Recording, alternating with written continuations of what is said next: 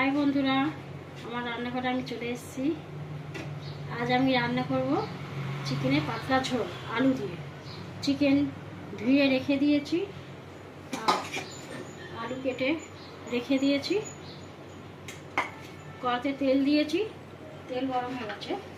একটুখানি আমি চিনি দেবো রং হওয়ার জন্য। চিনিটা একটু গলে গেলে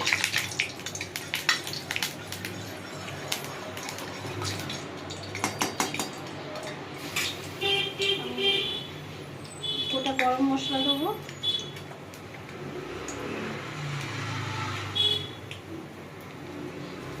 তেজপাতা দেবো, শুকনো লঙ্কা,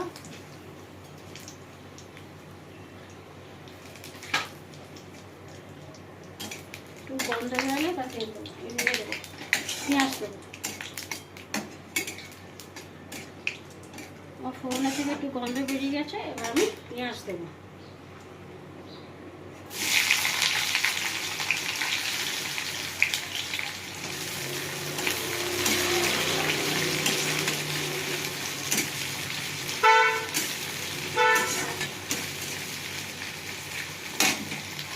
পেঁয়াজটা একটু ভাজা ভাজা হয়ে যায়, তারপর আমি মশলা দেবো। আমার পেঁয়াজ ভাজা ভাজা হয়ে গেছে, পেঁয়াজটা ভাজা ভাজা হয়ে গেছে। এবার আমি আদা রসুন দেবো, 1 চামচ আদা রসুন।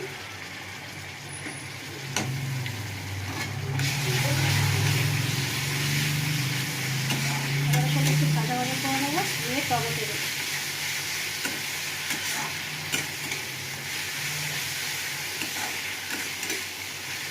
ভাজা করে নিচ্ছি, আবার টমেটো দেবো।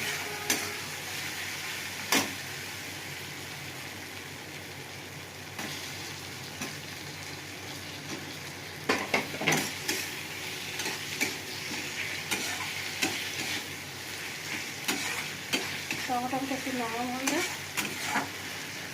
আবার মশলা দেবো।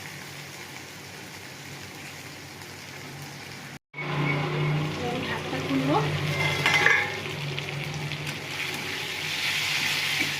মশলার সঙ্গে টমেটোটা হালকা নরম হয়ে গেছে। এবার আমি মশলা দেবো।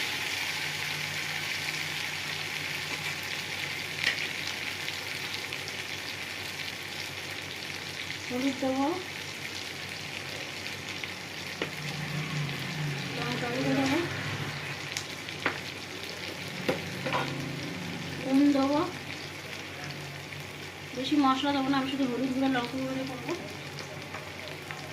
তোমরা পারলে জিরে গুঁড়ো ধনে করে দিতে পারো, দিচ্ছি না।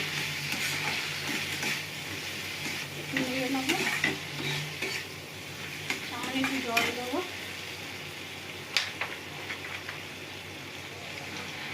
মশলাটা ভালো করে কষে নেবো।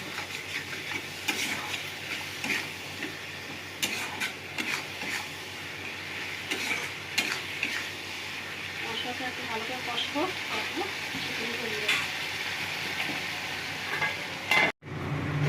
এবার ঢাকাটা খুলি। আমার মশলা থেকে তেল ছেড়ে গেছে, ভালোভাবে কষা হয়ে গেছে আমার। এবার আমি চিকেনটা দিয়ে দেবো।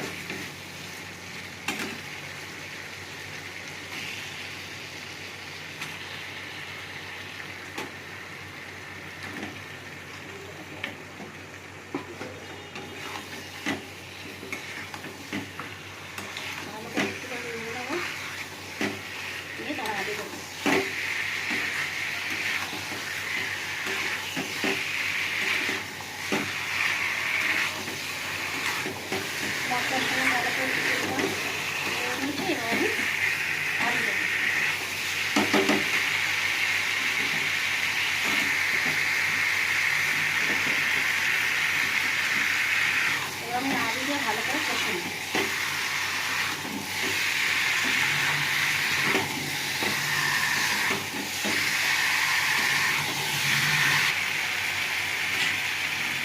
এবার আমি ভালো করে কষে নিয়েছি আলু আর চিকেন। এবার ঢাকা দিয়ে দেবো। এবার আমি ঢাকাটা খুলে দেবো, দিয়ে দেখবো ভালোভাবে কষাটা হয়ে গেছে কিনা। আমি ঢাকা দিয়ে ভালো করে কষে নিয়েছি। দেখো আমার ভালোভাবে কষা হয়ে গেছে। এবার আমি জল দিয়ে দেবো।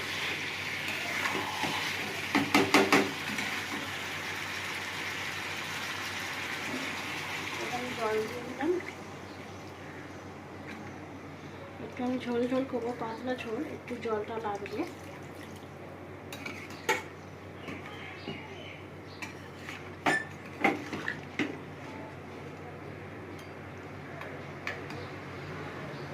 এবার আমি কটা লঙ্কা দিয়ে দেবো, লঙ্কা উপর থেকে। এবার আমি ঢাকা দিয়ে দেবো। এবার আমি ঢাকাটা খুলে দেখবো হয়ে গেছে কিনা।